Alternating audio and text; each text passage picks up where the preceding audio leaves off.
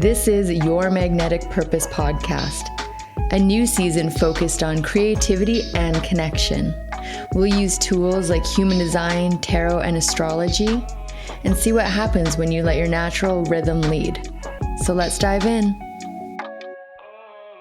You know what's wild? For years, I kept wondering why some people on my team could execute flawlessly, but then froze when I asked them to brainstorm.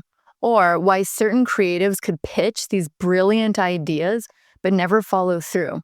I thought that it was about discipline or talent or experience, but it turns out I was just asking people to work against their natural wiring. I'm Ashley, and welcome back to Your Magnetic Purpose podcast, where we explore human design as a creativity tool. And today we are talking about understanding energy types and how it completely changed the way that I built my teams, directed my projects, and honestly, how I stopped judging my own creative process. If you've ever felt like you should create differently, produce faster, or lead like somebody else, this episode is for you. So let's get real about human design for a second. I'm not here to tell you about your soul's destiny or what the planets say about your love life. That is for a different episode.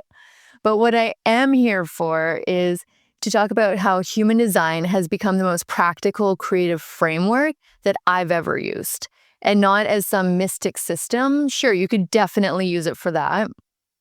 But as a lens for understanding how people naturally work and express ideas. And as a creative director, that's literally my job, to see potential in people that maybe they can't see in themselves. And hello, hi, if you're new here, my entire background is being in the creative arts for the last 20 years, as well as a creative director. So I started experimenting with this quietly. I started noticing patterns, like how different people move through projects, how they would make decisions, and how they would contribute when they were in their zone of genius versus forcing it. And once I started to recognize these energy types, it was like putting on glasses for the first time. Suddenly, I could see crystal clear why some people absolutely thrived in certain roles and others completely drained them. So let's break down what I've noticed over the last few years within my teams and creative group dynamics. And before I dive into this, if you don't know what your human design type is, head over to yourmagneticpurpose.com and download your free chart or the chart of those around you. This will make it easier to follow along, but these energy types are just archetypes. So even if you're listening and you know nothing about human design, you can start to guess the energy types of those around you just by sort of listening to the descriptions.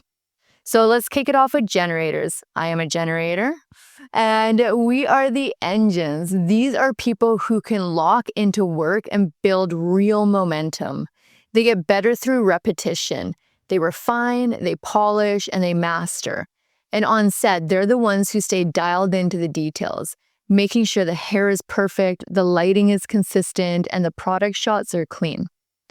They create the quality that holds the entire project together, but don't ask them to constantly pivot or to brainstorm on the fly. That's not where their magic lives. And then we have manifesting generators. These move completely different, even though they are a generator. They are fast, they want to test, adjust, pivot, and test again. These are your multitaskers who can juggle 3 ideas all at once and somehow make them all work effortlessly. They keep things current, and they'll try new techniques and shift directions when something isn't landing. They bring a fresh energy to the project when it's starting to feel stale, but if you put them on a task that requires slow, methodical repetition, they'll completely suffocate. And then we have projectors. They are our natural guides. And honestly, a lot of creative directors are projectors.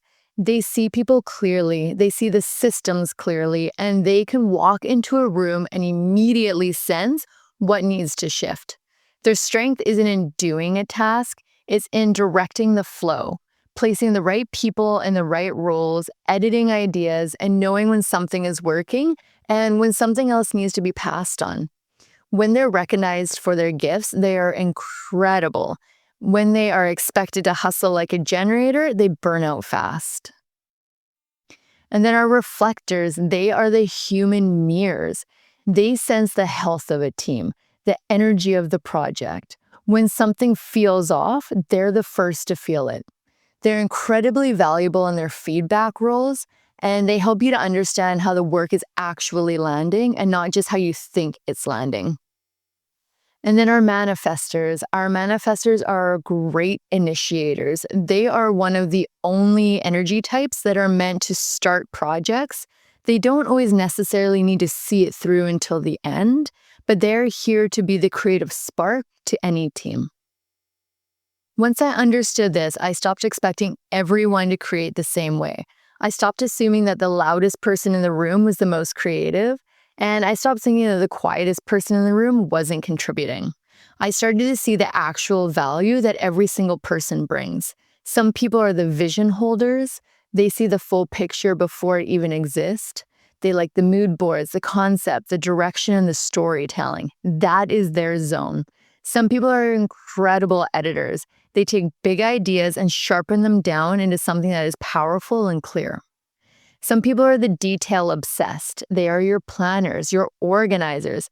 They're your let's make sure this actually works people. We all need those people.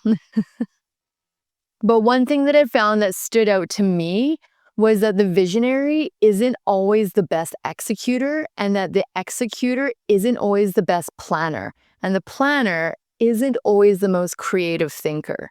That is completely fine.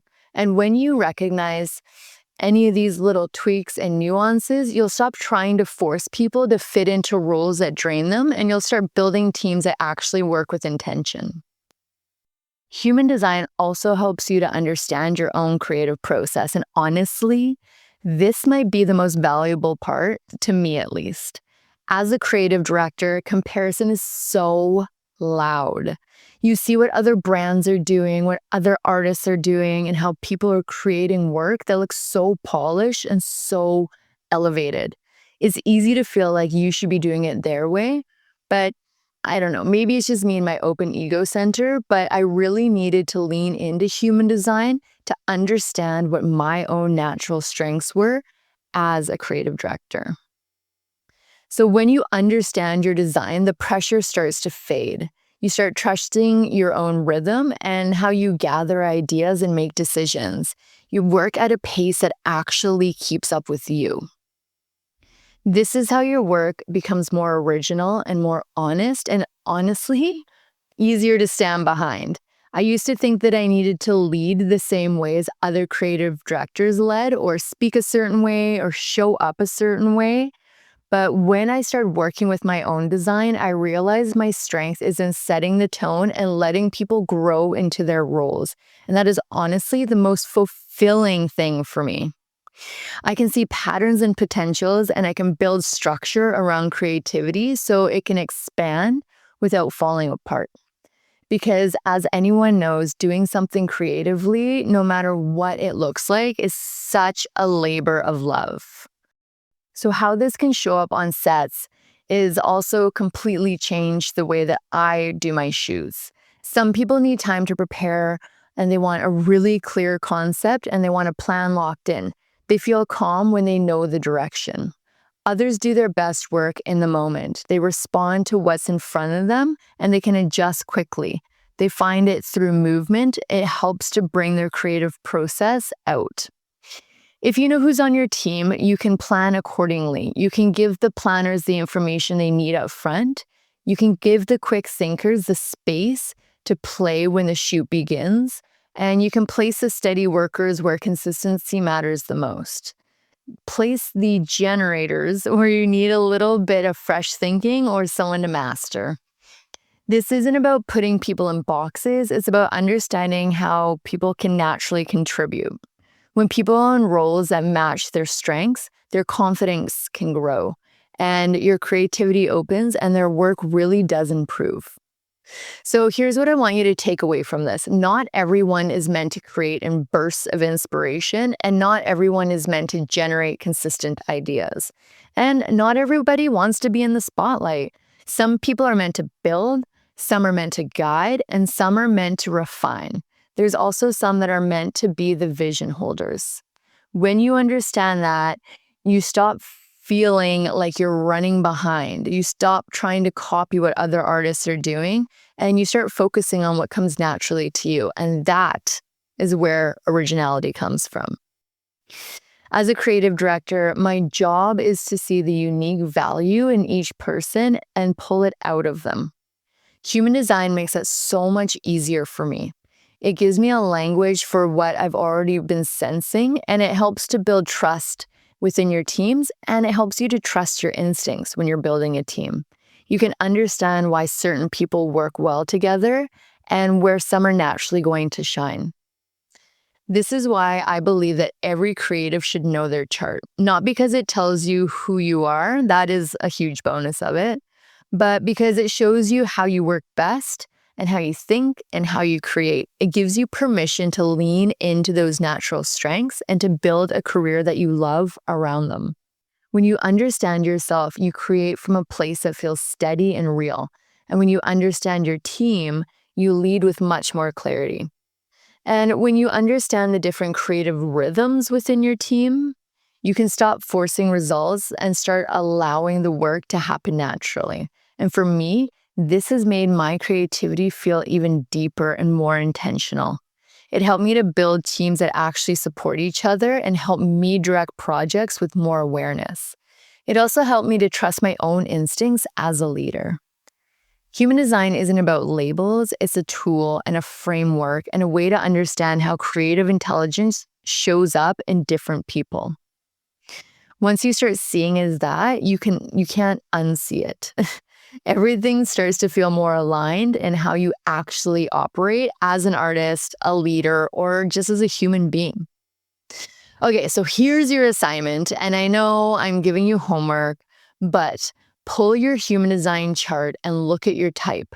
If you don't have your chart, again, you can go to yourmagneticpurpose.com and download your free chart.